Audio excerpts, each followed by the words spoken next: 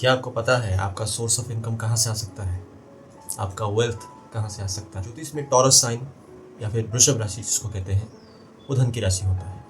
उससे आपका धन देखा जाता है। आपका जो सोर्स ऑफ इनकम होता है वो कहाँ से आ रहा है, आपका धन कहाँ से आ रहा है, उसको वहीं से देखा जाता है।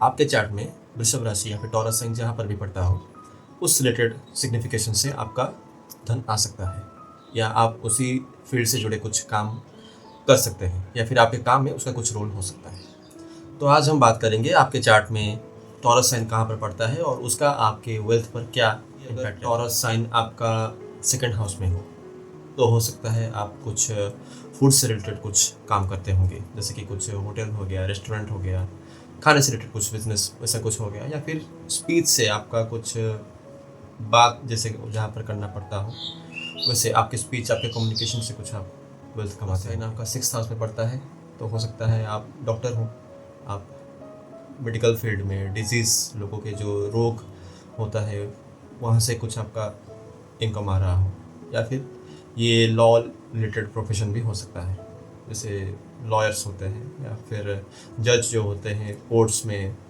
वैसे कुछ कॉम्बिनेशन हो सकता है। आपका टॉरस साइन पड़ रहा हो 10th हाउस में तो आप कुछ beautification, Venus related, luxury related कुछ आप काम कर सकते हैं, वहाँ से आपका पैसा। टॉरस साइन आपका पड़ रहा हो फर्स्ट हाउस में, मतलब आप खुद टॉरस लग्न के हो जाते हैं, तो आप अपने खुद के आइडेंटिटी को यूज़ करके खुद के वैल्यू से आप कुछ पैसा कमा सकते हैं।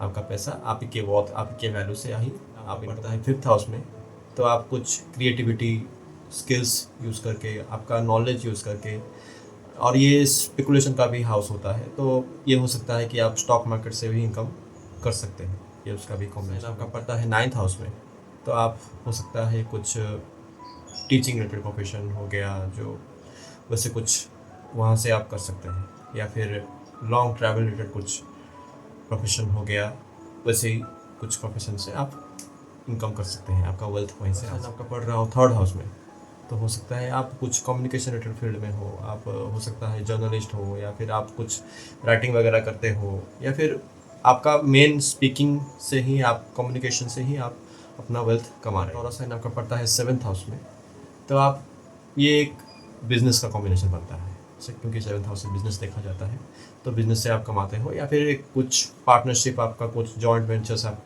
लॉन्च कर सकते हैं, एंटरप्रेन्योरशिप आप कर सकते हैं, तो वहाँ से कुछ आपका वेल्थ आ सका पड़ रहा है 11th हाउस में। तो ये भी एक तरह से स्टॉक मार्केट का कॉम्बिनेशन बनता है, क्योंकि लग्जरी जो होता है ये वहाँ से। टॉरस साइन आपका पड़ रहा हो 4th हाउस में तो ये जो घर का जो इंटीरियर डेकोरेशन करते हैं, ब्यूटिफिकेशन करते हैं, इंटीरियर डिज़ाइनिंग जो करते हैं, आर्किटेक्ट्स वगैरह होते हैं, ये उसका कुछ कॉम्बिनेशन होता है, वहाँ से आपका वेतन का पड़ रहा है 8th हाउस में। तो आप कुछ कमीशन रिलेटेड जॉब्स कर सकते हैं, जैसे कि इंश्योरेंस हो गया, वैसा कुछ आप कर सकते हैं जहाँ पर कुछ कमीशन इन्वॉल्व हो, कमीशन से आपका वेल्थ आ रहा है। पड़ता है 12th हाउस में तो आप हो सकता है मेनली इन्वेस्टमेंट आप करते होंगे, और इन्वेस्टमेंट से आपका जो रिटर्न आता है वो सोर्स ऑफ वेल्थ आपका हो सकता है। तो ये हुआ आपका Taurus sign in all 12 houses, और उसका आपके वेल्थ पर क्या रहता है, ये एक आइडिया, ब्रीफ आइडिया आपको मिल। कमेंट डाउन कीजिए आपका टॉरस साइन किस हाउस में पड़ता है, और आप बाय प्रोफेशन क्या करते हैं, आपका वेल्थ कहाँ से आ रहा है। और ऐसे ही इन्फॉर्मेटिव वीडियोज़ के लिए आप इटर्नल वेदनाडी से जुड़े रह सकते हैं। धन्यवाद। जय जगन्नाथ।